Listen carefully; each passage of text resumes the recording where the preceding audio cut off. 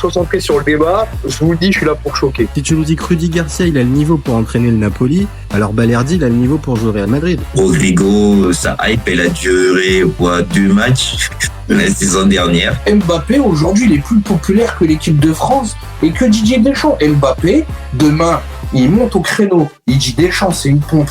Ils font un changement d'entraîneur. T'es sûr que 48 heures après, Deschamps, il a sauté. Mais je sais pas con Dédé. De Laurenti pense que le mec, il dépense 1 euro, il meurt. Je suis allé me faire la compile que ça mardi. La compile a duré 2 minutes, il n'y avait pas grand chose. C'était souvent les 3 bonnes tacles qui revenaient. Je me suis dit, attends, il y a que ça dans la compile. Guardiola, meilleur coach de l'histoire. C'est même pas le meilleur coach de l'histoire du Barça. Il faut arrêter avec Payet, c'est un grand joueur. Alex Ferguson, c'est juste un Giroud qui a eu beaucoup de moyens. C'est pour ça qu'il a réussi. Pendant des années, on se faisait dérouiller à chaque gros match. Ça fait penser à Rudy Garcia. Le match, il va débuter. Les 11 sur le terrain, ils vont se caguer dessus. On va sortir les pop-corn, on va observer tout ça. On va mourir, on va tous mourir. Moi, je n'y crois pas. On va se faire éliminer comme des putes. J'en suis sûr. J'ai déjà tout prévu. Le paquet de mouchoirs. Je veux pas voir ça. Si t'enlèves le championnat anglais, allemand, espagnol, italien, portugais, lituanien, la Ligue 1, c'est le meilleur championnat européen. Mbappé, c'est un remplisseur de brouettes. Par contre, quand il faut aller trousser les grosses équipes, malheureusement, c'est lui qui se fait remplir.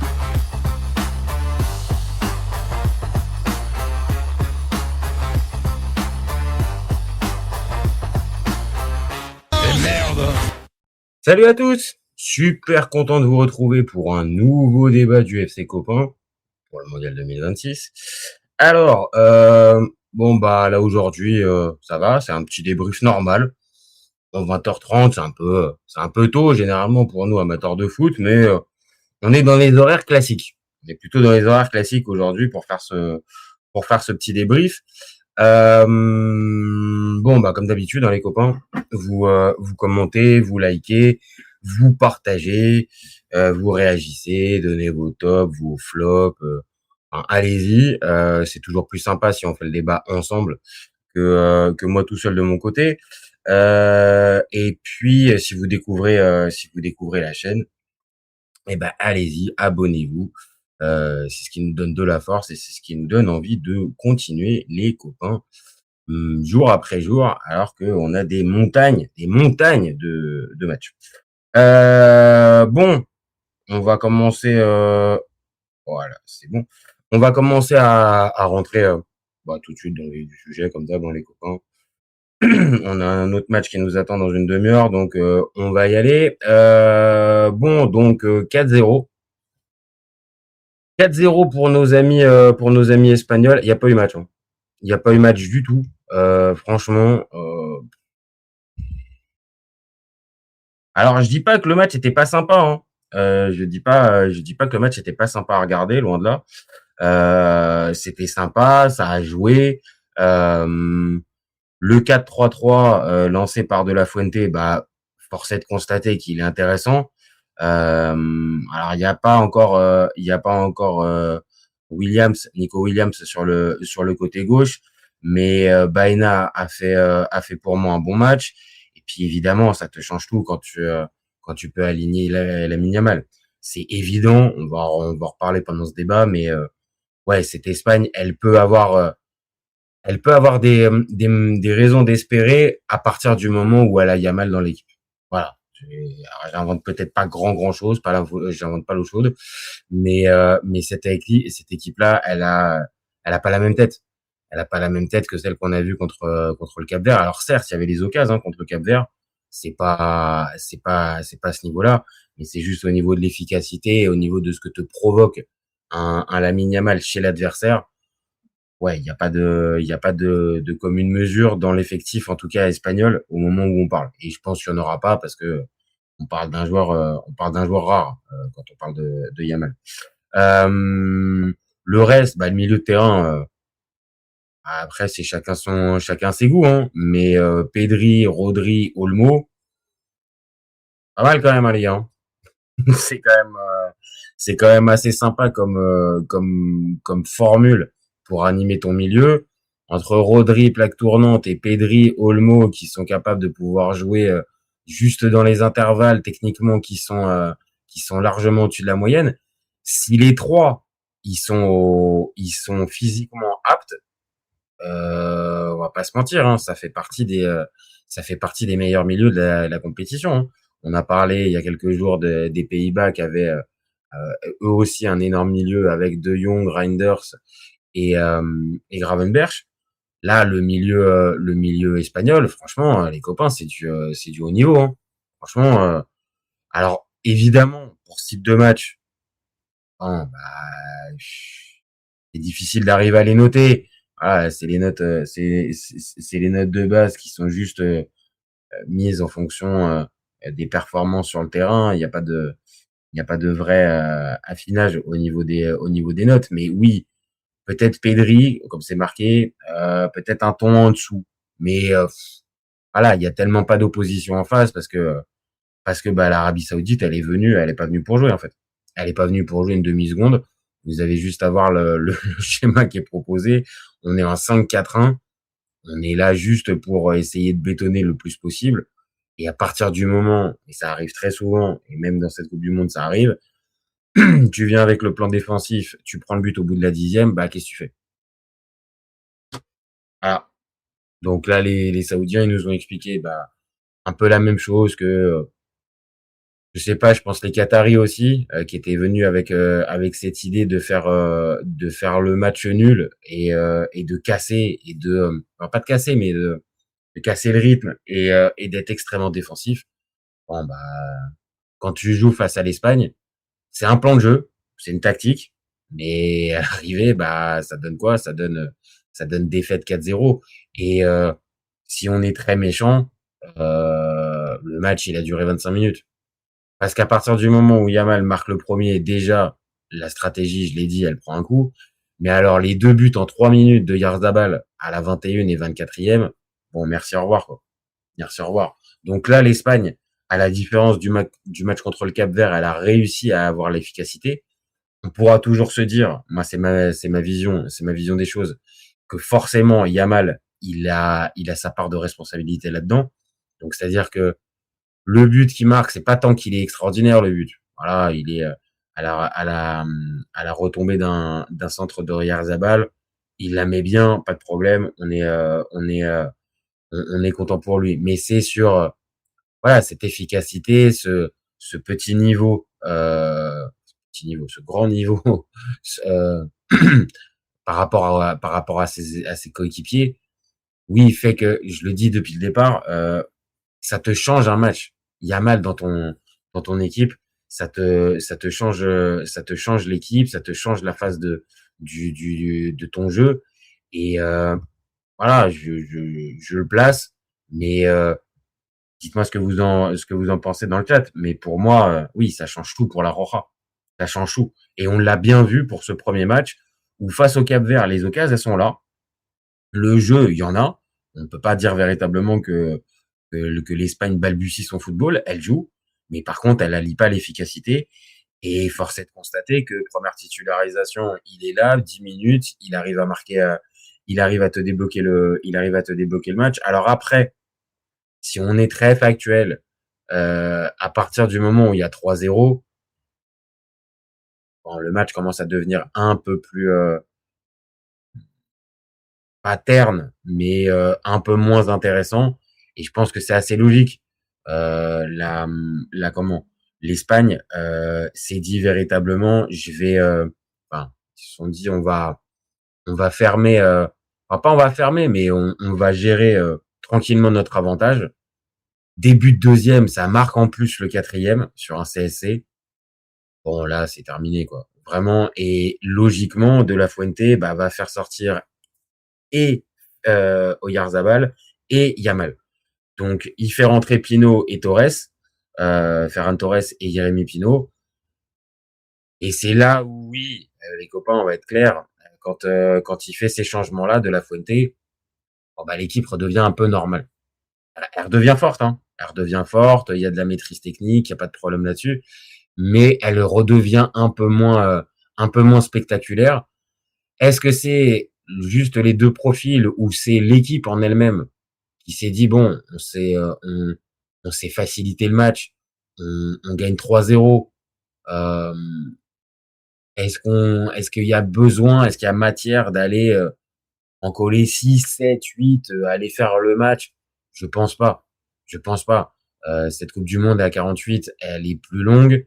Et il y a les conditions météo, ça on en parle très souvent, mais il y a en plus il y a un match supplémentaire dans cette optique d'aller jusqu'au bout.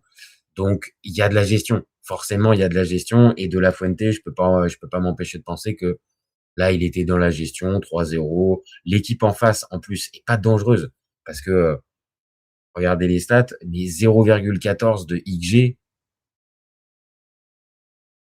se mouiller la nuque pour voir du jeu offensif saoudien. Et c'était déjà la même chose pour le match face à l'Uruguay. Alors ok, c'était pas la même opposition et ils avaient marqué, mais c'était la même chose.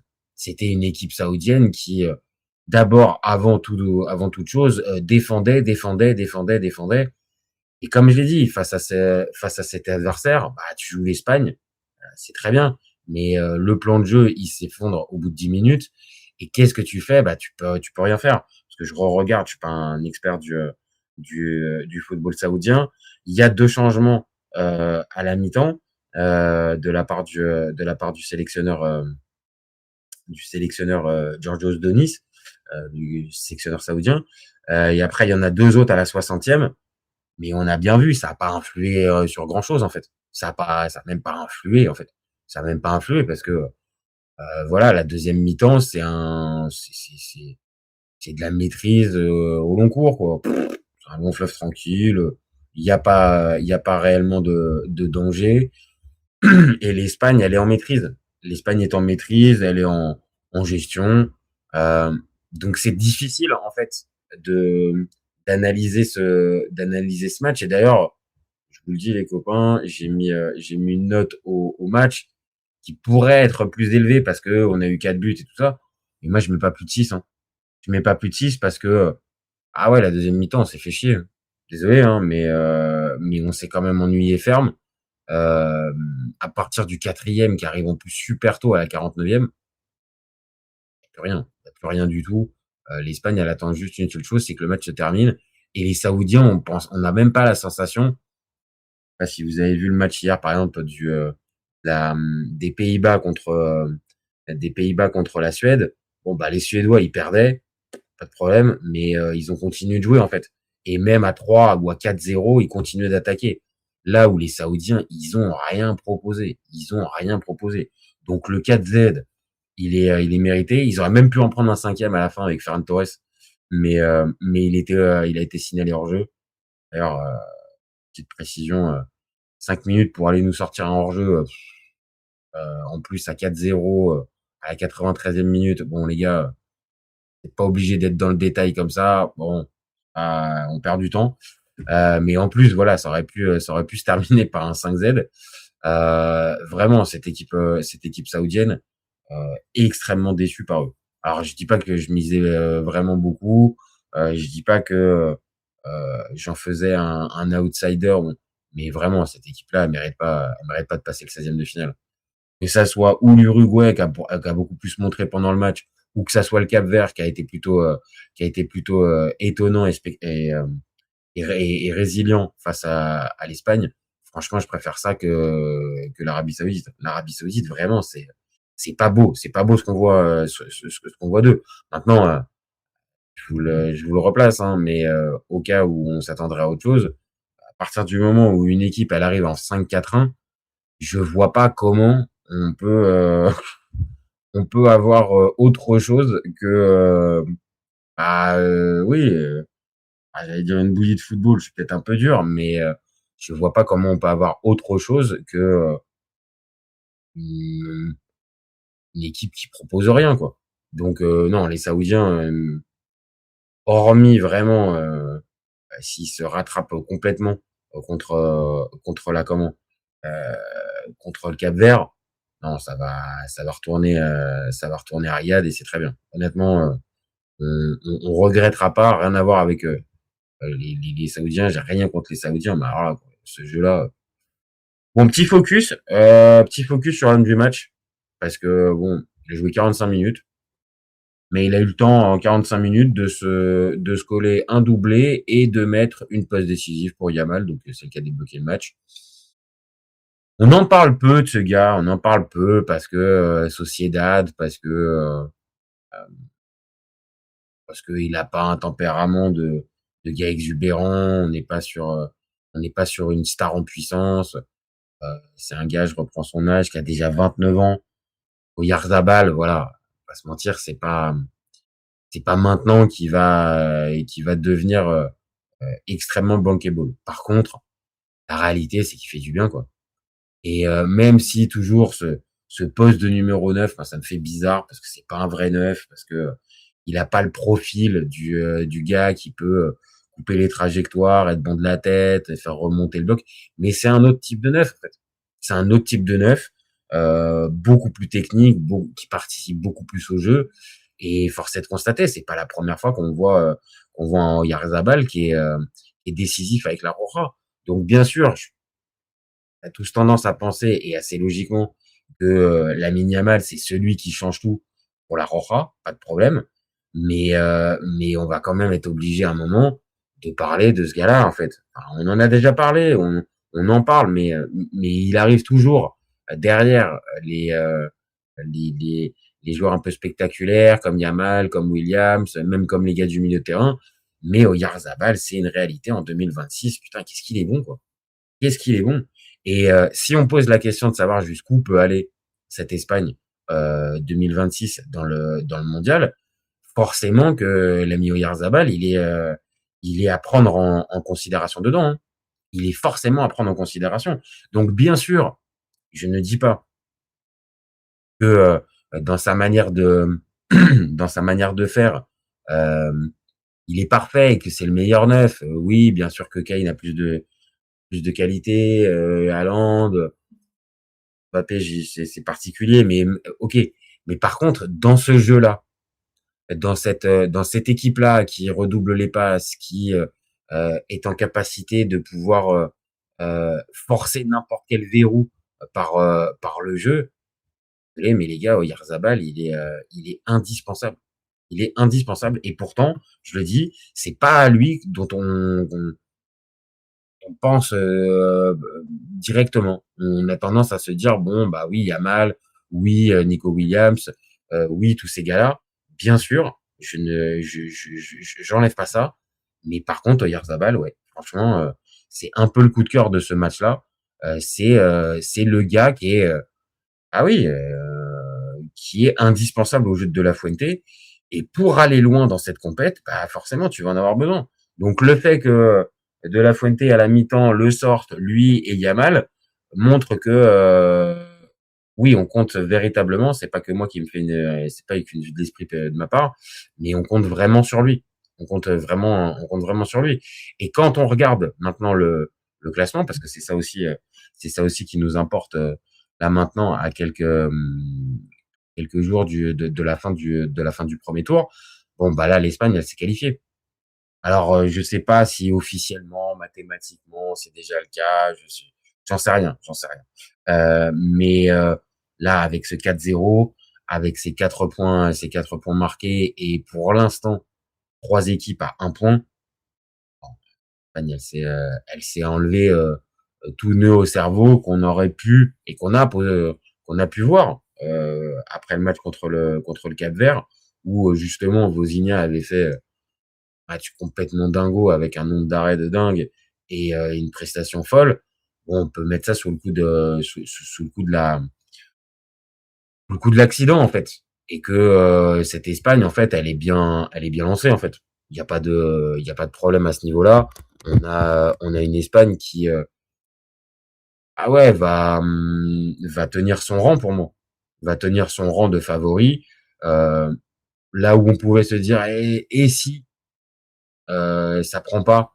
On a déjà vu une Espagne dominante qui se prend les pieds dans le tapis en 2018, par exemple, voire en 2022 aussi. Là, il y a d'autres références. Et puis, je l'ai dit, il y a Lamine Yamal. Et Lamine Yamal, qu'on aime ou qu'on n'aime pas le joueur, bon, si on n'aime pas parce qu'on est madrilène, je peux comprendre. Mais par contre, si si on n'a pas de penchant ni pour le ni pour le Real, ni qu'on franchement pas aimer Lamine Yamal comme footballeur, c'est difficile. Je me permets. Mais oui, forcément, avec Yamal qui semble revenir de mieux en mieux, un quart d'heure de jeu face au Cap-Vert, là une mi-temps avec titularisation, on est en droit de penser que contre l'Uruguay, il fait peut-être la 60aine l'heure de jeu. Et puis, à partir des 16e, il est en capacité de pouvoir rejouer. Donc, pour l'instant, c'est super bien géré. C'est super bien géré de la part de La Fuente. Malgré le match nul, le moral n'a pas été touché. On sent bien que côté espagnol, on est sur la même longueur d'onde. Maintenant, est-ce que ça suffira pour vraiment aller loin dans cette compétition? Moi, j'ai tendance à penser que oui, les copains. Parce que on le replace, mais le milieu de terrain, quand tu peux aligner dans ton milieu de terrain Rodri, Pedri et Dani Olmo, excusez-moi les copains, tu peux aller loin. Oyarzabal, je viens de faire son éloge. Honnêtement, c'est un gars qui peut te marquer et peut te débloquer énormément de situations. Et Yamal, bon voilà, je vais pas revenir dessus. Lui aussi, il peut par un geste, par une passe, par un tir, par une inspi, te changer le match. Et il n'y a pas encore Nico Williams. Ça après, je sais pas si il est dans les starting, il va revenir, il va rentrer, j'en sais rien. Mais force est de constater que là, cette Espagne-là, elle a pris son envol. Et le match contre, je le disais tout à l'heure, le match contre le Cap-Vert, on peut vraiment se dire que c'était un accident, que l'équipe est passée à côté. Voilà, elle est passée à côté. Elle était sur un jour sans, avec un gardien qui était on fire. Peut-être que ça suffisait. Peut-être que ça suffit pour expliquer ce 0-0 assez décevant. Maintenant, jusqu'où elle peut aller, moi en voyant ça et en voyant ce qu'elle est capable de proposer, et puis même défensivement, parce qu'on parle offensivement, parce que là ce match-là, on s'est arrêté plus sur la partie offensive, mais défensivement, Koubarsi, Laporte, pour moi c'est complémentaire. Cucurella et Porro sur les côtés, on est avec deux gars qui peuvent arpenter leur couloir et qui peuvent aussi jouer en phase offensive plus que certains latéraux classiques. Donc non, pour moi c'est très très bon. Tous les signaux sont au vert après cette victoire-là, et on efface en fait la mauvaise performance du match contre le Cap-Vert. Donc oui, cette Espagne, elle est de nouveau inquiétante pour tous ses adversaires. Le match contre l'Uruguay, je sais pas comment ils vont l'aborder, mais je pense évidemment pour le remporter. De toute façon, les Espagnols, ils sont rarement dans le calcul. On a pu le voir depuis maintenant plus de 2 ans, depuis que De La Fuente est arrivé. Le calcul, ça fait pas partie de l'ADN de cette équipe.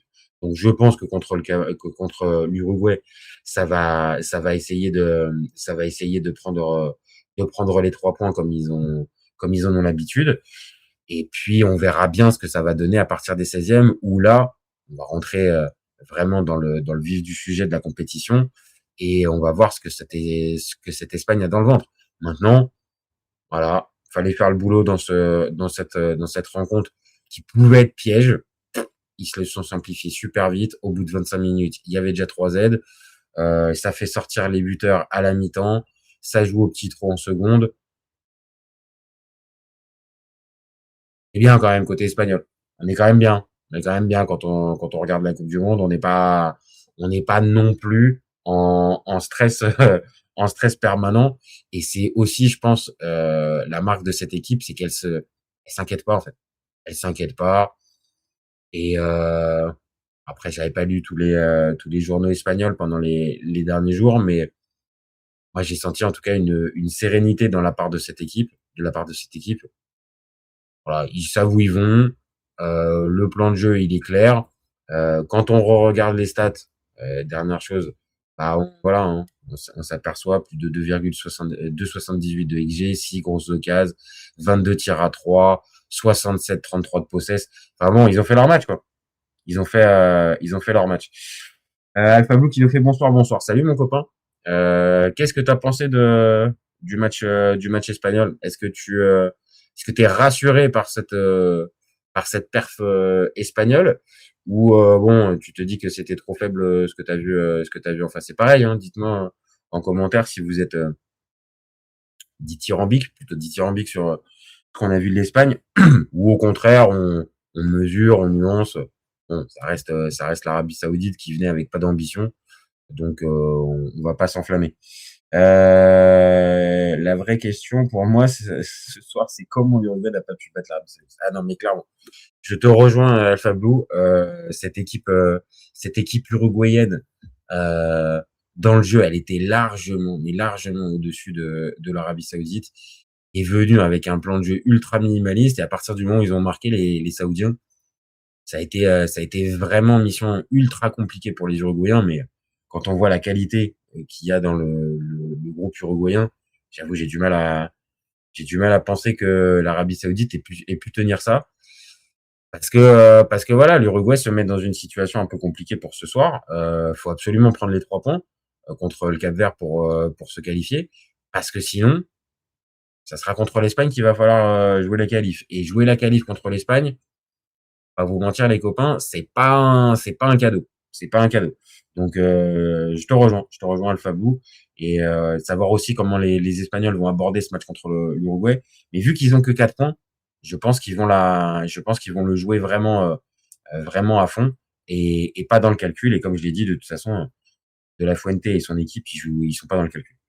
Alpha Blue qui nous dit oui, rassuré pour l'Espagne. Pour moi, oui, rassuré pour l'Espagne. Pour moi, il devrait gagner la Coupe du Monde cette année, mais hâte de voir un vrai adversaire en face. Ce soir, c'était encore très faible. Ouais, bah oui, on est d'accord. C'est globalement ce que je dis depuis tout à l'heure. C'était faible en face, mais fallait faire le boulot. Ils sont pas tombés dans le même piège que l'Uruguay, on vient de le dire. Ils auraient pu douter après le match contre le Cap-Vert. C'est pas le cas. En 25 minutes, ils ont plié le match. À la mi-temps, ils font sortir les joueurs. Ils gèrent bien. Il peut même y avoir un 5e à la fin de la rencontre. Non, tous les signaux sont ouverts. Mais oui, maintenant, pour vraiment s'enflammer sur eux, on va attendre. Olmo et Yamal, compliqué techniquement ce soir par contre, manque d'envie. Et dur un peu. Je pense que Yamal, on sent qu'il y a la reprise, mais c'est ce que je disais, il te fait flipper les joueurs. Il te fait flipper les adversaires. Et Olmo, ouais, peut-être. T'es un peu dur. Je trouve que, voilà, techniquement, ils se sont mis au diapason de l'équipe en face. Et que quand t'as une équipe qui te propose aussi peu et qui est aussi peu dans le combat, ouais, tu peux peut-être avoir un peu de relâchement. Pour le coup, je vais pas leur en tenir rigueur. Et ça m'a pas plus choqué que ça. Et en plus, ça a pas été impactant. Mais peut-être que oui, Olmo aurait peut-être pu faire un peu plus, mais quand même, c'est peut-être parce qu'on a le prisme de l'Espagne et qu'on attend plus. Mais dans l'ensemble, non, je les ai quand même trouvés assez justes techniquement et au-dessus. Donc voilà. Et pour répondre à la fameuse question, elle peut aller jusqu'où cette Espagne 2026? Très clairement, déjà, les 16e, c'est pour eux. Et puis, il va falloir franchement qu'il y ait une équipe capable de proposer offensivement à cette équipe, parce que sinon, si on a que des blocs bas qui restent là, ok, on pourra toujours avoir le match contre le Cap-Vert, mais à l'arrivée, 9 fois sur 10, pour moi, l'Espagne, elle va l'emporter. Donc, j'attends de voir une équipe qui a des arguments offensifs à faire valoir et qui va pas être juste dans le combat et dans ces 30 derniers mètres pour essayer de les faire flipper. Mais cette équipe-là, elle a le potentiel largement d'un dernier carré. Hein. Faut être très très clair, c'est complet, ça s'entend bien. Il y a la confiance, il y a les joueurs. S'il n'y a pas de blessés particuliers dans ce 11-là, je vous dis les copains, pour moi c'est dernier carré. Hein. Après avoir le parcours, les joueurs les équipes qui vont affronter, mais pour moi il y a tout pour aller au moins dans le dernier carré. Vraiment, je vois pas autre chose. Bon, voilà les copains, moi je vais m'arrêter là. 28 minutes, je pense qu'on est bon. En plus, il y a le Belgique-Iran qui va débuter. Il y a les hymnes qui vont être joués. Donc, les copains, moi je m'arrête là. Merci à tous d'avoir suivi. Merci à Alpha Blue d'avoir participé à ce petit à ce petit débat. N'hésitez pas, comme d'hab, commenter, liker, partager. Vous avez l'habitude. Abonnez-vous si vous découvrez la chaîne. On a besoin de ça. C'est ce qui nous fait grandir et ce qui nous donne de la force à faire toujours plus de débats tous les jours et même plusieurs. Le live va être dispo en replay sur la chaîne YouTube et aussi en podcast dans quelques dizaines de minutes. N'hésitez pas non plus à vous abonner. Hein. Je le redis, mais on a besoin de ça. Bonne soirée à toi aussi, Alpha Blue. On a besoin de ça. Et puis, comme d'habitude, les copains, on reviendra tout à l'heure après le match de la Belgique, vers les coups de 23h15, 23h30. Et puis, si vous êtes abonné à la chaîne, vous connaissez la fin. Vous savez qu'OFC Copains, on est ouvert toute l'année et encore plus pendant le Mondial 2026. Ciao, ciao les copains. Ciao, ciao.